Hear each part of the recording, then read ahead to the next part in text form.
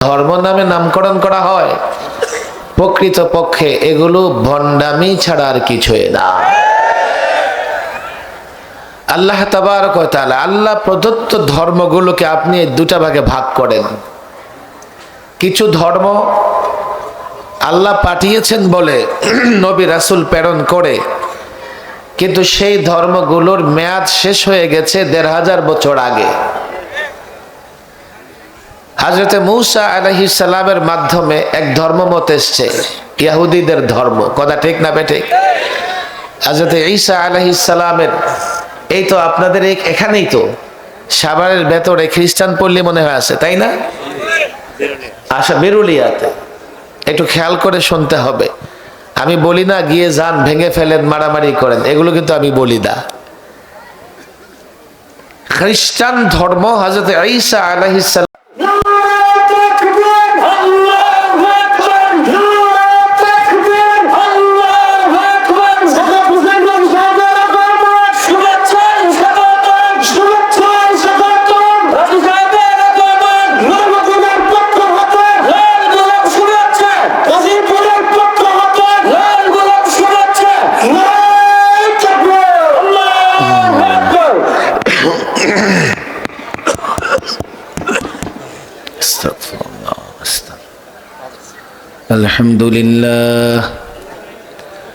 الحمد لله نحمده ونستعينه ونستغفره ونؤمن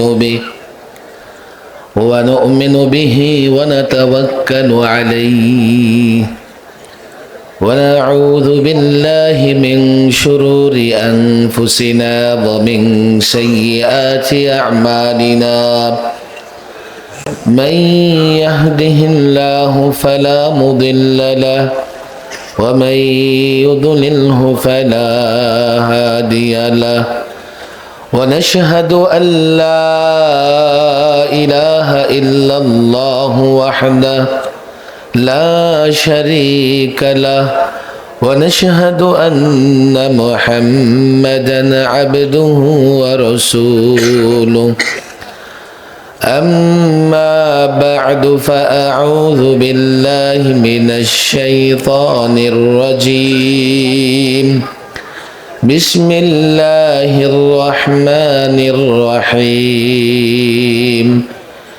إن الدين عند الله الإسلام صدق الله مولانا العظيم وصدق رسوله النبي الكريم ونحن على ذلك من الشاهدين والشاكرين والحمد لله رب العالمين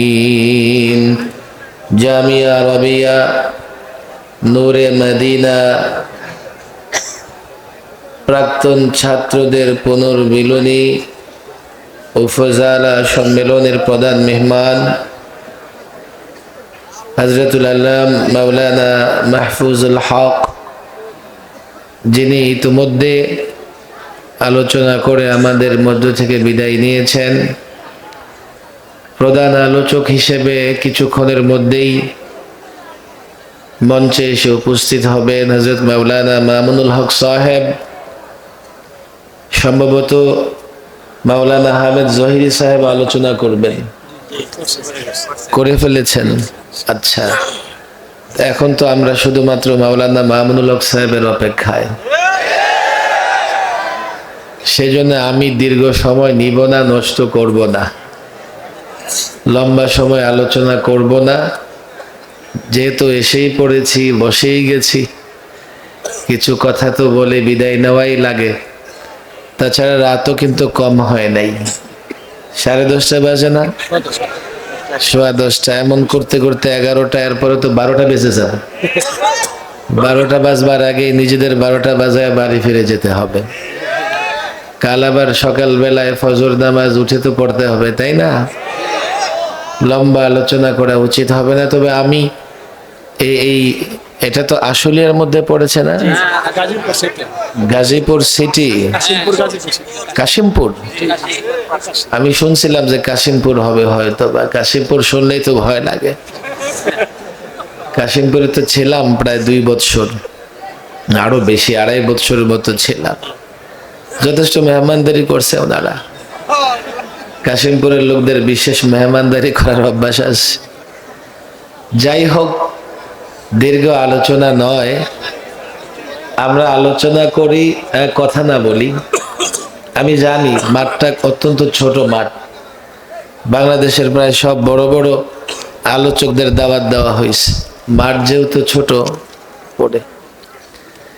এই যে দেখেন এক একজনের অবস্থা কেমনে দাঁড়ায় আছে দেখছেন, ইলিশ মাছের মতো।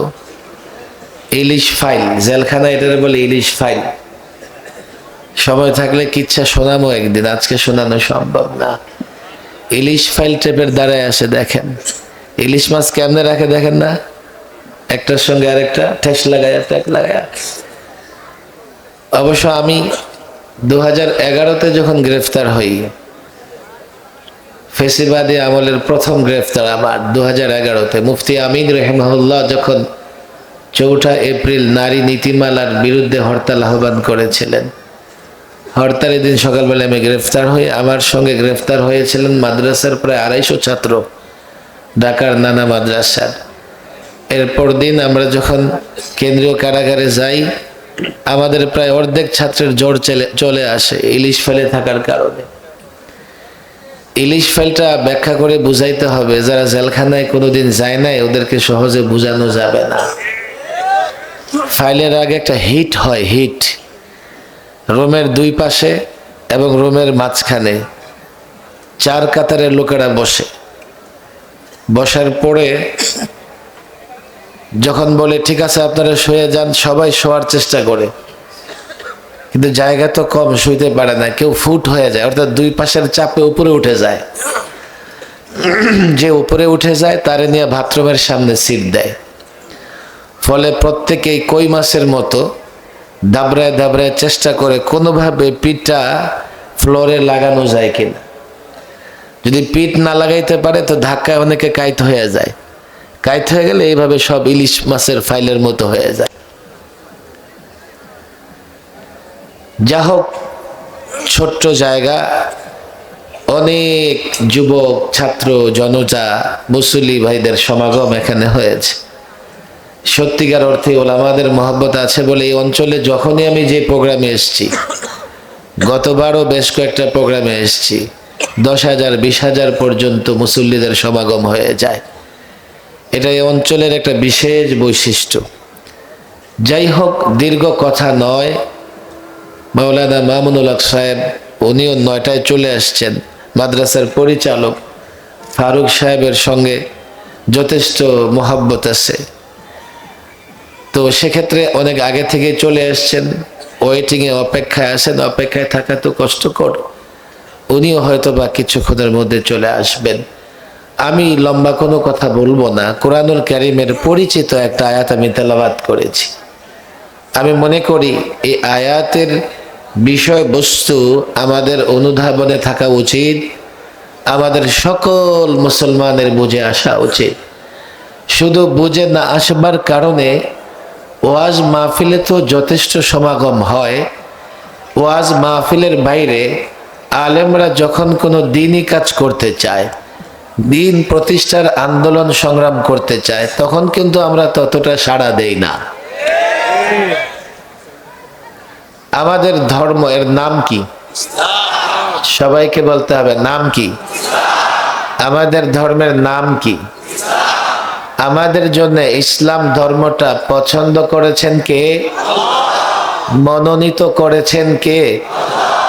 এটা একটা ভালো লাগার বিষয় না, যে আমাদের ধর্ম আমাদের জন্য মনোনীত করেছেন, পছন্দ করেছেন কে? বলে হুজুর আরো তো অনেক ধর্ম আছে, ইসলাম ছাড়া বা সমস্ত ধর্মগুলোকে আপনি প্রথমত 2 ভাগে ভাগ করতে পারেন। কিছু ধর্ম মানব রচিত, মানুষ তৈরি করেছে, আছে না নাই? আবার কিছু ধর্ম আল্লাহ তাবারক ওয়া তাআলা যুগে যুগে নবী রাসূলদের মাধ্যমে প্রতিষ্ঠিত করেছেন। আল্লাহ প্রদত্ত ধর্ম আর মানব রচিত ধর্ম। মানব রচিত ধর্মগুলোকে ধর্ম তো বলা হয় নামে, আসলে এগুলো কোনো ধর্ম নয়, এগুলো ধোঁকা, প্রতারণা, ভণ্ডামি। যেমন পৌত্তলিকতার ধর্ম, মূর্তি পূজারীদের ধর্ম, নক্ষত্র পূজারীদের ধর্ম, সূর্য পূজারী, গ্রহ পূজারীদের, চন্দ্র পূজারীদের ধর্ম, অগ্নি পূজারীদের ধর্ম, এগুলোকে যদিও ধর্ম নামে নামকরণ করা হয়, প্রকৃতপক্ষে এগুলো ভণ্ডামি ছাড়া আর কিছুই না। আল্লাহ তাবারক ওয়া তাআলা আল্লাহ প্রদত্ত ধর্মগুলোকে আপনি দুটা ভাগে ভাগ করেন। কিছু ধর্ম আল্লাহ পাঠিয়েছেন বলে নবী রাসূল প্রেরণ করে, কিন্তু সেই ধর্মগুলোর মেয়াদ শেষ হয়ে গেছে ১৫০০ বছর আগে। হযরত মূসা আলাইহিস সালামের মাধ্যমে এক ধর্মমত এসেছে, ইহুদিদের ধর্ম। কথা ঠিক না বেঠিক? হযরত ঈসা আলাইহিস সালামের, এই তো আপনাদের এখানেই তো সাভারের ভেতরে খ্রিস্টান পল্লী মনে হয় আছে, তাই না? আশা বেরুলিয়াতে। একটু খেয়াল করে শুনতে হবে। আমি বলি না গিয়ে যান, ভেঙে ফেলেন, মারামারি করেন, এগুলো কিন্তু আমি বলি না। খ্রিস্টান ধর্ম হযরত ঈসা আলাইহিস সালাম আল্লাহ প্রদত্ত ধর্ম। আমরা সকল পয়গম্বরদের উপর ঈমান আনি, তাদের ধর্ম, তাদের ধর্মগ্রন্থগুলোতেও বিশ্বাস রাখি, কিন্তু এখন আর সেগুলোর মেয়াদ নাই। ১৫০০ বছর আগে সেগুলোর মেয়াদ শেষ হয়ে গেছে। মেয়াদ উত্তীর্ণ ঔষধ দিয়ে যেভাবে রোগীর চিকিৎসা করা যায় না, ওই ধর্মগুলো দিয়ে এখন আর জীবন যাপন পরিচালনা করা যাবে না। একটু খেয়াল করে বুঝেন। আমাদের সমাজে অনেক শিক্ষিত মানুষ আছে, আবার অনেক সাধারণ মানুষও না বুঝে তারা বলে ফেলেন যে যে কোনো ধর্ম মানলেই হয়, সব ধর্মই তো শান্তির কথা বলে, যে কোনো ধর্ম মানলেই হয়। তারা যারা একথা বলেন তারা ধর্ম কর্ম আসলে কিছুই বুঝে না। তাদের এই কথাগুলোতে বিশেষ করে রাজনীতিবিদ, রাষ্ট্র পরিচালনায় যারা থাকেন, তারা যখন এই ধরনের কথাগুলো বলেন, তো তাদের দলের অনুসারীরা, তাদের মতাদর্শীরা, তারা আবার সেখানে সিম্প্যাথি দেখায়, তারা আবার সেখানে সহনশীলতা প্রদর্শন করে, যার ফলে সাধারণ মানুষ তাদের ধোঁকায় পড়ে গিয়ে এমন একটা ধর্মমত মানে, যেই ধর্ম এখন আর চলে না, যেই ধর্ম দিয়ে এখন আর জীবনযাপন করা যায় না, জীবন পরিচালনা করা যায় না। সেই ধর্মগুলোর একদিকে মেয়াদ শেষ, আরেক দিকে যথেষ্ট বিকৃত হয়েছে। সেই ধর্মগ্রন্থে বর্তমান সময়ের প্রত্যেকটা সমস্যার সমাধান নাই, সমাধান দিতে পারে না। এই জন্য আল্লাহ তাবারক ওয়া তাআলা পরিষ্কার বলে দিয়েছেন, ওয়ামাই ইয়াবতাগি গায়রাল ইসলামি দীনা ফালাই ইউকবালা মিন, কেউ যদি ইসলাম ছাড়া অন্য কোন ধর্ম তালাশ করে সেটা আল্লাহর কাছে গ্রহণযোগ্য হবে। আমি যুক্তি দিলে রাতভর যুক্তি দিতে পারবো।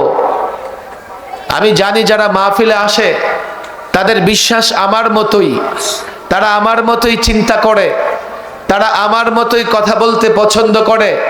আমি যুক্তি দিতে চাই না, তবে আজকাল একটা প্রজন্ম তৈরি হয়ে যাচ্ছে, রাজনীতির কারণে হোক কিংবা স্বার্থান্বেষী মহল, যারা মনে করে যে কোনো ধর্ম চলে। দেখেন, ধর্ম পালনের স্বাধীনতা আর ধর্ম সত্য হওয়া বিষয়টা এক জিনিস নয়।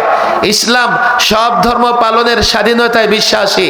জবরদস্তি করে ইসলাম কাউকে মুসলমান বানাতে বলে না। প্রত্যেক ধর্মের লোকেরা নিরাপদে তার ধর্মকর্ম পালন করবে, সেটা মানব রচিত হোক কিংবা আল্লাহ প্রদত্ত প্রাচীন ধর্ম হোক, কিন্তু এর মানে এই না সেটা সত্য হতে হবে। এটা ইসলামের উদারতা, এটা ইসলামের সহনশীলতা। জোর করে কোনো ধর্মের উপরে, ধর্মের লোকদের উপরে ইসলাম চাপিয়ে দেওয়া যায় না। এজন্যই তো বাংলাদেশে সব সংখ্যালঘুরা নিরাপদ, এই জন্যই তো বাংলাদেশে সব ধর্মের লোকেরা নিরাপদ। কেননা জোর করে মুসলমান বানানোর নীতি ইসলামে নাই। আর যারা সেকুলারিজমে বিশ্বাসী, ধর্ম নিরপেক্ষতায় বিশ্বাসী, পাশাপাশি আমাদের প্রতিবেশী রাষ্ট্রে দেখেন মুসলমান নিরাপদ নয়, খ্রিস্টান সম্প্রদায় তারাও নিরাপদ নয়, বৌদ্ধ সম্প্রদায় তারাও নিরাপদ নয়। তারা যদিও সেকুলারিজমের কথা বলে, ধর্ম নিরপেক্ষতার কথা বলে, কিন্তু তাদের ধর্মে সহনশীলতা নাই, উদারতা নাই, তাদের চিন্তায় সহনশীলতা নাই, উদারতা নাই। দুর্ভাগ্য তো আমাদের, আমরা উদার চিন্তা করি, আমরা সহনশীল, তারপরেও দেখবেন আমাদের গালি দেয়, সাম্প্রদায়িক, জঙ্গিবাদী, উগ্রবাদী বলে। এটা ওরা ভয়ে কথা বলে। তারা জানে যে ইসলাম শান্তির ধর্ম। মানুষ যদি ইসলাম জানতে চায়, বুঝতে চায়, একটা সময় সে ইসলাম গ্রহণ করে ফেলবে। ইসলামোফোবিয়া, ইসলাম আতঙ্ক তৈরি করে মানুষকে যদি ইসলাম থেকে দূরে রাখা যায়, তাহলে তারা সফল হবে। তাহলে তারা ইসলাম এবং মুসলমানদের উপর দমন নিপীড়ন চালাতে পারবে। আমার সঙ্গে আপনারা খুব সুন্দরভাবে উচ্চারণ করবেন, এটা বিশ্বাস। আমাদের ধর্মের নাম কি? বলেন সবাই, নাম কি? নিউ ইয়র্কের নতুন একজন মেয়র হয়েছেন, Zohran Mamdani. Zohran Mamdani, Donald Trump. Zohran Mamdani যখন নির্বাচন করেন, ডোনাল্ড ট্রাম্প বলেন এটা ইমিগ্রেন্ট, তাকে ধরো, জেলে বড়, দেশ থেকে বের করে দাও। জোহরান মামদানি 9% মুসলমান, নিউ ইয়র্কে 9% মুসলমান, একজন মেয়র ক্যান্ডিডেট গর্ব করে বলতেছে আই এম মুসলিম, আমি মুসলমান। গতকাল ট্রাম্পের ডান পাশে দাঁড়ায়া জোহরান মামদানি বলতেছে ইসরায়েলি ইহুদিরা গাজা ফিলিস্তিনিদের উপরে জেনোসাইড, গণহত্যা চালাচ্ছে এবং এটা দুর্ভাগ্য আমেরিকান সরকার সহযোগিতা করতেছে। আমি জানি না জোহরান মামদানি, তার চরিত্র, তার ক্যারেক্টার সম্পর্কে পুরোপুরি জানা আমার নাই। এতটুকু তো জানছি যে একজন মুসলমান নিউ ইয়র্কের মেয়র নির্বাচিত হয়েছেন, নিজের মুসলিম পরিচয় ভুলে যায় নাই। আর বাংলাদেশে সামান্য একটু বড় চেয়ার পেয়ে গেলে নিজের ধর্ম নিরপেক্ষ হয়ে যায়, মুসলমান পরিচয় দিতে লজ্জাবোধ করে। আবার মুসলমান পরিচয় তো দেয় না, কিন্তু বড় চেয়ারে বসে গেলে মৌলভী সাহেবদের আর কিচ্ছু মনে করে না, মনে করে মৌলভী সাহেবের চাইতেও তিনি বড় ইসলাম বুঝেন। দীর্ঘ কথা বলার সুযোগ নাই। আমি মুসলিম হিসেবে আমি গর্বিত। কেন? আমার ইসলাম, আমার ধর্মমত এমন এক ধর্ম যেখানে ব্যক্তি সমস্যা, সামাজিক সমস্যা, রাজনৈতিক সমস্যা, অর্থনৈতিক সমস্যা, ন্যায় বিচার প্রতিষ্ঠায় ইসলাম, সাম্য প্রতিষ্ঠায় ইসলাম। বিপ্লব তো হয়েছে 5ই আগস্টে, দেশ ছেড়ে পালিয়েছে ফেসিবাদীরা, কিন্তু আমরা কতটা সফল হয়েছি? আমরা কতটা ন্যায় ইনসাফ কায়েম করতে পারবো? আমরা কতটা বৈষম্য দূর করতে পারবো? আমরা কতটা শান্তি প্রতিষ্ঠা করতে পারবো? আমরা কিভাবে দুর্নীতি মুক্ত, জুলুম মুক্ত, বৈষম্য মুক্ত বাংলাদেশ গড়ব? আমি জানি না, আমি বলতে পারবো না, আমি ততটা আশাবাদী নই। হ্যাঁ, 5ই আগস্টের বিপ্লবের পরে, অভ্যুত্থানের পরে আমরা যখন রাষ্ট্র সংস্কার করি, আমরা যখন রাষ্ট্র মেরামত করি, আমরা যখন সংবিধান সংস্কার করি, জাতীয় ঐক্যমত কমিশন যখন রাষ্ট্র সংস্কার, রাষ্ট্র মেরামতে ঐক্যমত্য প্রতিষ্ঠার কাজ করে, তখন যদি ইসলামী ফর্মুলা গ্রহণ করা যেত, তখন যদি কোরআন সুন্নাহর ফর্মুলা গ্রহণ করা যেত, আমি আজকে এখানে বসে গ্যারান্টি দিয়ে দিতাম আগামী বাংলাদেশে দুর্নীতি থাকবে না, জুলুম নির্যাতন থাকবে না। যেহেতু আবার পুরনো সিস্টেমে চলে গেছি, কিছু ইজম দিয়ে, তন্ত্র মন্ত্র দিয়ে 9-6 করে আমরা রাষ্ট্র মেরামত করবার চেষ্টা করছি। আমি তো বলি রাষ্ট্রের জনগণের ভাগ্যের তেমন পরিবর্তন হবে না। পুরনো জিনিস দিয়া আমরা নতুন ভাবে যতই রাষ্ট্র পরিচালনার চেষ্টা করি, দেশের জনগণের ভাগ্যে পরিবর্তন আসবে না। আমি ইসলাম নিয়ে কেন গর্বিত? আল্লাহ আমার ইসলাম মনোনীত করেছেন, পছন্দ করেছেন। আমি ইসলাম নিয়ে এই জন্যই গর্বিত। ইসলাম ছাড়া অন্য কোনো ধর্মমত আল্লাহর কাছে গ্রহণযোগ্য হবে না। আমি ইসলাম নিয়ে এই জন্যই গর্বিত। ইসলাম এমন এক ধর্মমত, ব্যক্তি, সমাজ, রাষ্ট্র, অর্থনীতি, যেখানেই যেই সমস্যা আছে, আমি তো বলি ব্যবসা করতে চাও, ইসলাম নিয়ে ব্যবসা করো। আল্লাহর কসম, দুনিয়াতেও সফল, আখিরাতেও সফল। অর্থনীতি, রাষ্ট্রনীতি যেখানে তুমি প্র্যাকটিস করতে চাও না কেন, ইসলামের ধারা অনুযায়ী করো, দুনিয়াতে সফল, আখিরাতে সফল। আজকে তোমরা যারা রাজনীতি করছো, তোমাদের কাছে ইসলাম পছন্দ না, তোমরা কেউ জাতীয়তাবাদের স্লোগান দিয়ে থাকো, তোমরা কেউ ডেমোক্রেসির স্লোগান দিয়ে থাকো, তোমরা কেউ সোশ্যালিজমের স্লোগান দিয়ে থাকো, তোমরা কেউ ধর্ম নিরপেক্ষতার স্লোগান দিয়ে থাকো। আমি তো বলি ইসলাম অনুযায়ী রাজনীতি করো, ইসলামের স্লোগান দাও। 5 বছর নয়, 50 বছর ক্ষমতায় থাকবে, ইসলাম মেনে রাজনীতি করো। 56,000 বর্গ মাইলের বাংলাদেশ নয়, গোটা পৃথিবী রাজত্ব করতে পারবে। কে বলেছে সোশ্যালিজম, সমাজতন্ত্র দিয়া সোভিয়েত ইউনিয়ন একযোগ পরিচালিত হতে পারে নাই, খণ্ড বিখণ্ড হয়ে গেছে। ডেমোক্রেসি দিয়া 100 বছর বিশ্ব চলে নাই, জাতীয়তাবাদ দিয়া বাংলাদেশও চালানো সম্ভব হচ্ছে না। আমি তো বলি বিশ্ব শাসন করতে চাও, মর্যাদার সঙ্গে মাথা উঁচু করে এ মুসলমান বেঁচে থাকতে চাও, তুমি কি দেখো না আজকে 1.5 কোটি ইহুদির মোকাবেলায় 250 মুসলমান, 250 কোটি মুসলমান দাঁড়াতে পারছে না কেন জানো? ফর্মুলা মানবা আমেরিকার, তাদের গোলাম হয়ে যাবা। ফর্মুলা মানবা ভারতের, তাদের গোলাম হয়ে যাবা। ফর্মুলা মানবা রাশিয়ার, তাদের গোলাম হয়ে যাবা। মদিনা ওয়ালার ফর্মুলা মানো, ইসলাম মানো, কোরআন সুন্নাহ মানো, তোমরা গোটা পৃথিবীর রাজত্ব করবা, গোটা পৃথিবীর তোমাদের গোলামি করবে।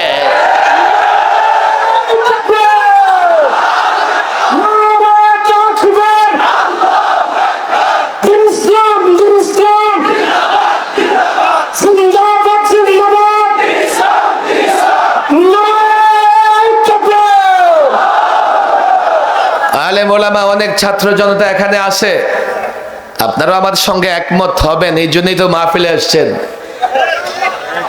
কিন্তু এই দেশে আমরাই আছি না আরো লোকজন আছে?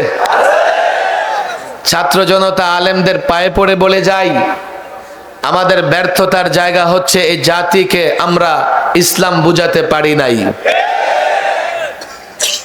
জাতি মসজিদের ভেতরে তো আমার পেছনে ইক্তেদা করে, সিজদা 3টা করলে সেও 3টা করে, কেরাত লম্বা পড়লে সেও দাঁড়ায় থাকে। কথা ঠিক না ঠিক? কারণ জানে ইমামের আগে চলে গেলে তার নামাজ হবে না।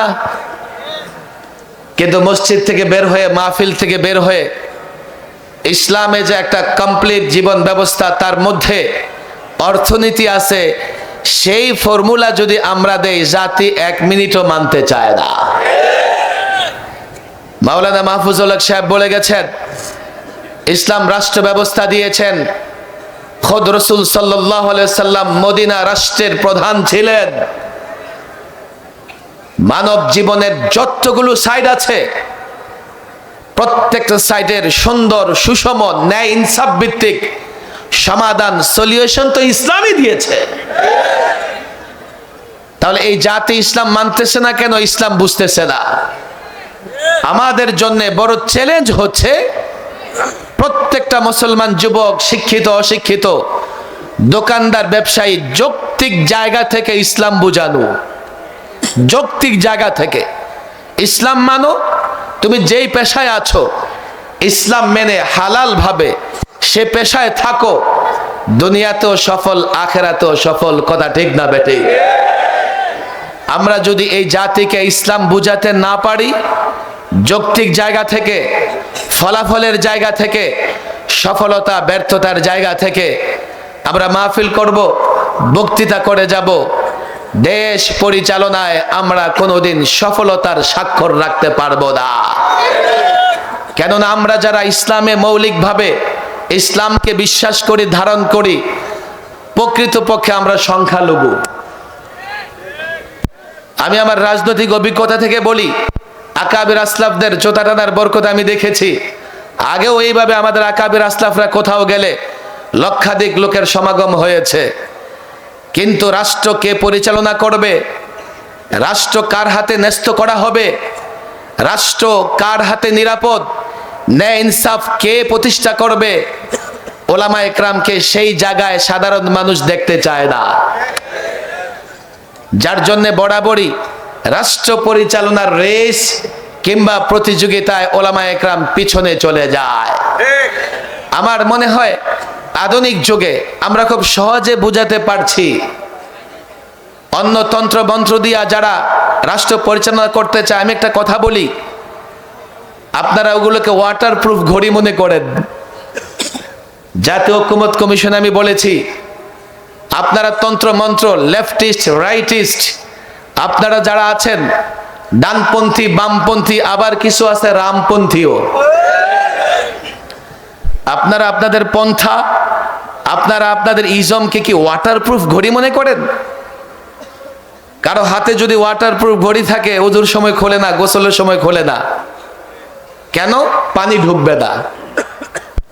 আপনারা এই তন্ত্র মন্ত্রকে যদি মনে করেন এই তন্ত্র মন্ত্র প্রতিষ্ঠিত হলে দুর্নীতি হবে না, জুলুম হবে না, তাহলে এগুলোকে আপনারা ওয়াটারপ্রুফ ঘড়ির মতো মনে করতে পারেন। কিন্তু 54 বছরের বাংলাদেশের বাস্তবতায় আমরা দেখেছি, গড়ে ফিরে এই তন্ত্র মন্ত্র দিয়ে রাষ্ট্র পরিচালিত হয়েছে, দুর্নীতি চুরি বন্ধ হয় নাই। অতীতে যা হয়েছে